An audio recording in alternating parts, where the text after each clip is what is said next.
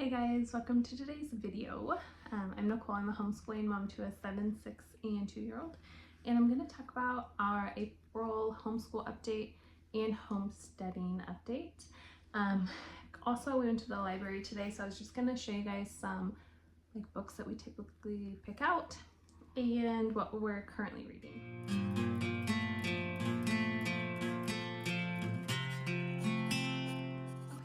So for new stuff that we've been doing in our morning time, I do talk about these in some of my previous videos. I'm just going to talk about how we've been liking them. So if you haven't seen, I have new curriculum videos up for next year, and then our summer video. So in the summer one, I mentioned this. Slow Down. This is from the Beautiful Feet Seasons of Field set, but it's just really sweet. It's got some good little information, and it's just a little 2-page spread each day. So this was kind of my way of, it's a little bit of science, but my way of making my 2-year-old have something in our morning time, because typically I'll show you the other kinds of books we're reading. They're just not really on her level. It's kind of hard for her to really stay entertained the whole time. So I just kind of have this in the middle. My boys like it too, my 6 and 7-year-old. But I have that in between our bigger read alouds. So we started Wilder Lore. We read the first one and we loved it. We actually just started it today. I read 1 chapter each day, so it's not a lot. It's probably 5, 10, 15 pages or so, depending on the chapter. But I really recommend this one. There's no pictures in it, so for now it is one that I need to read aloud rather than hand off to my 7-year-old to read. But I'm really into it, so I'm fine with that. And then, so that's something new. And then we've been reading this maybe a month, maybe 2-3 weeks, probably just this month. So we're not very far in it. This is another 1 chapter each morning, but these chapters are 2 or 3 pages, never more than 5. Oh my gosh, you can see they've used this. You probably can't see it on camera. They've used this to write on, so I can see all their little letters, because I always grab a random book when they're writing. Anyway, we really like this, but this again is it's pretty, it's dense for a 2-year-old.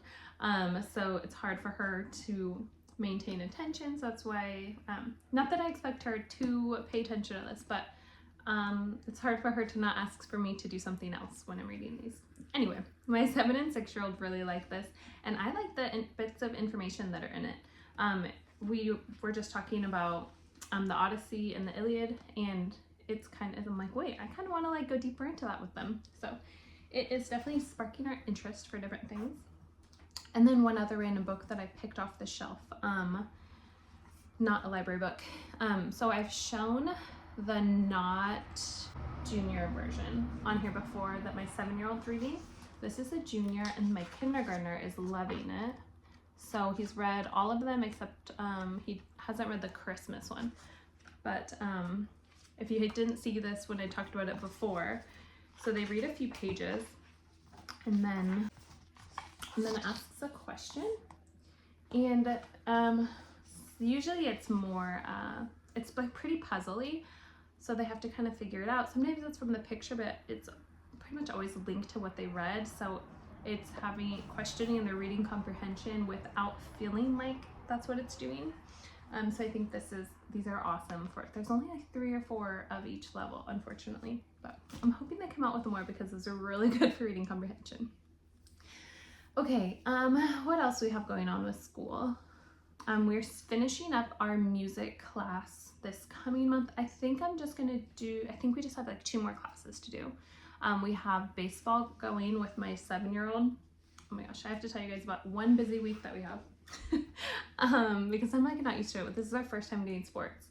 So on Mother's Day week, we have a game Saturday, and then Sunday is Mother's Day, and then Monday is his birthday. We have a game that night. Wednesday we have a game and music, and then that Friday we have a game, and then Saturday is his team barbecue and his birthday party. And that Wednesday is when our goat is due to have her babies. So I'm just that week, oh man, I'm gonna need a lot of coffee. But it will be fun, and it will distract us from wanting the goat babies to come, I guess. Which I guess I'll just talk about that, and then I'll probably hop back into school stuff. So yeah, she's due May 16th, and she is getting pretty big. I talk more about my goat stuff on my Instagram stories. I have that link in the description box. I think it's at like the very bottom if you guys are interested. But yeah, she's due May 16th. She's getting pretty big. She's finally letting me like touch her udder a little bit. But at first when I was doing it, she was like kicking furiously, and I was like, oh, this is gonna be stressful. But it's only taken a few days for her to like let me do it without really kicking every time. So I think it's gonna be fine, hopefully.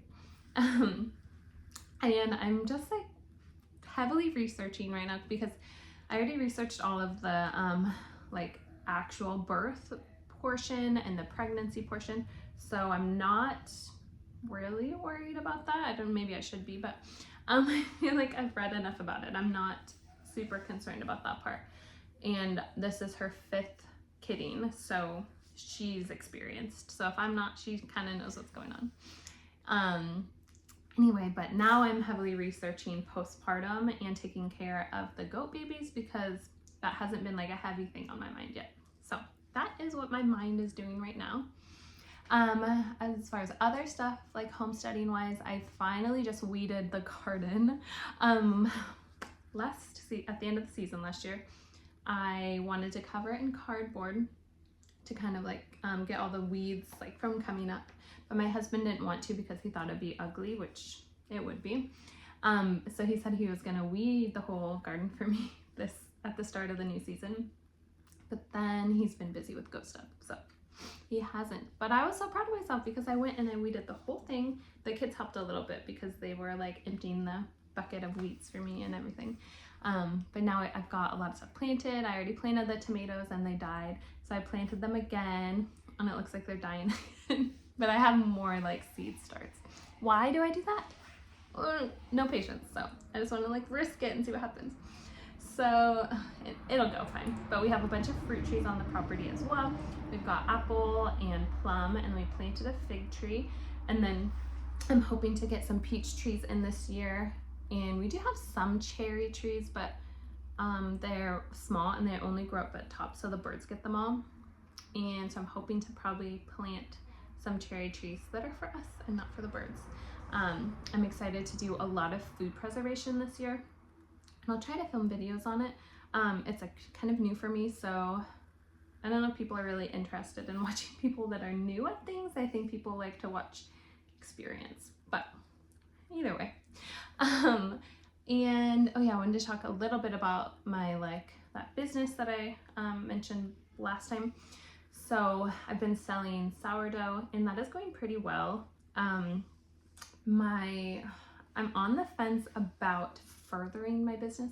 So I talked to our local farmers market, and they said that I could do a sourdough stand there, and they said they don't currently have a baker, and that I would be welcome to come. And when they had a baker, they sold out of all of their stuff every farmers market. And so I'm like, okay, well that would be great. But I'm just kind of thinking, it's like, you know, do I want to do that every Saturday or almost every Saturday? My husband only has, you know, Saturday, Sunday off. So do I want to spend, you know, in the summer, that's like his only time with us.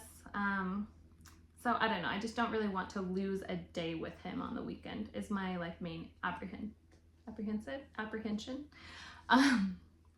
But otherwise, it'd be so much fun, and I could just bake a bunch of loaves and just sell them. Even if I just bake 10 loaves, $9, you know, that's like $100, and then other stuff. I don't know. It would just be kind of like a fun little thing to do on my own.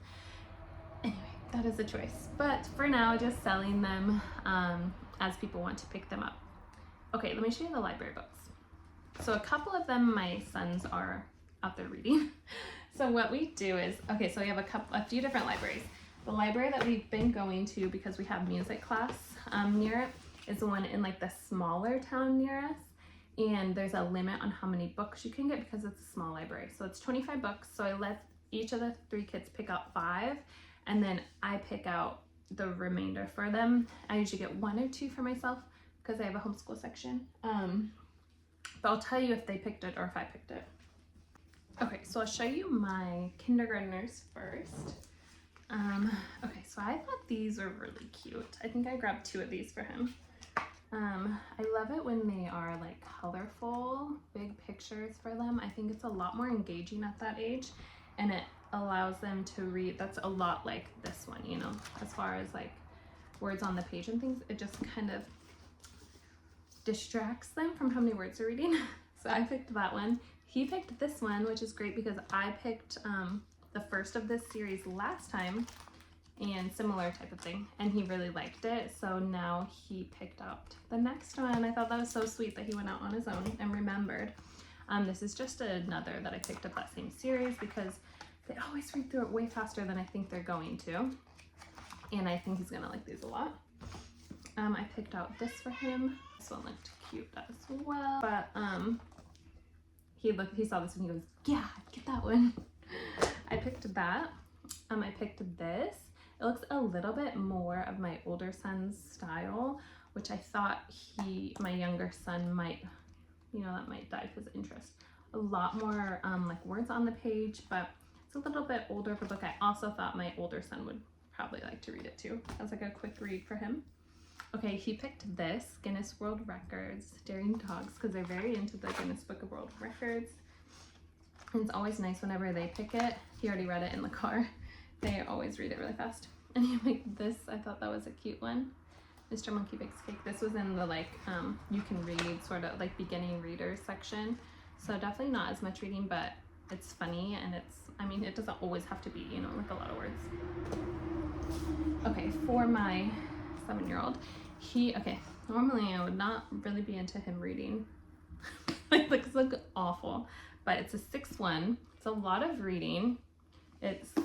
So he's read the first 5 by himself, and there's over 300 pages. It's technically a graphic novel, but I don't think it's like the other graphic novels. Like, you can see, it just looks more like a regular book to me with the amount of words in it. We don't let him, or not let, we just don't really watch a lot of big kids shows. Usually if we're watching a show, it's like something that is appropriate for all levels, mostly for like scariness, and just like you don't want a 2-year-old watching something like that on a show. So that's why I kind of let him read a little bit more graphic of a book than I normally would, because he doesn't get that in like shows like maybe other kids do. But I have like read excerpts of it, and it's not horrible, but it's different. Okay, he picked that obviously. I picked this, the Book Wanderers. This looked cool. So they have this up on the list. There's not a lot of pictures in it, which kind of he was like, I'm not sure. But the next one was called, well, now I don't know, like the Lost Fairy Tales or something. I don't know, sounds cool. And last time, in one of my other videos, I mentioned having like a girl main character is not that common for the books that we have. So that also stood up to me. He picked this. He goes, I've been waiting for the 2024 almanac. My mom actually usually gets them these almanacs, and so they have the last like 3 years of it or something.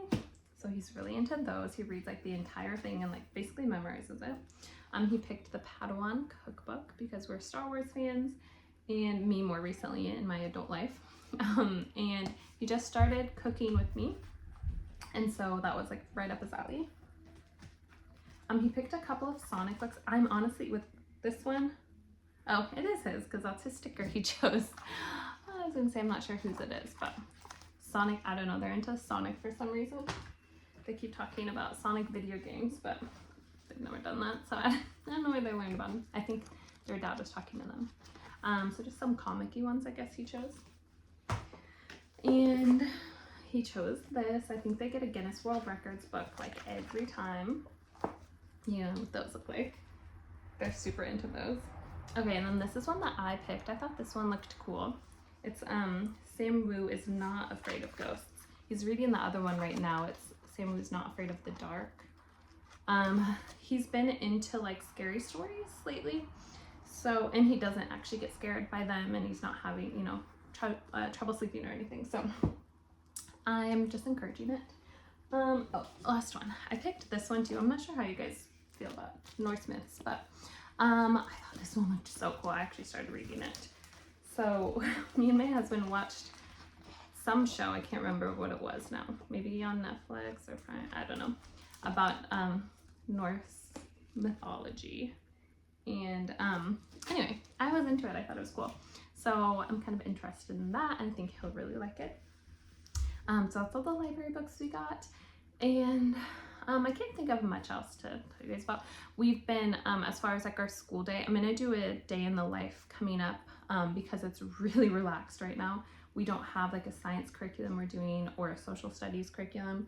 It's just really like the butterfly thing we have going, because pretty much summer for us right now. The only thing we need to finish up is my 7-year-old's math, and he has like very simple stuff left. He's already done with all the multiplication stuff in his Singapore. So he has like some 3D shapes, and we're finishing up time and kind of like things that he already knows. So it's smooth sailing from here on out. I'm pretty excited.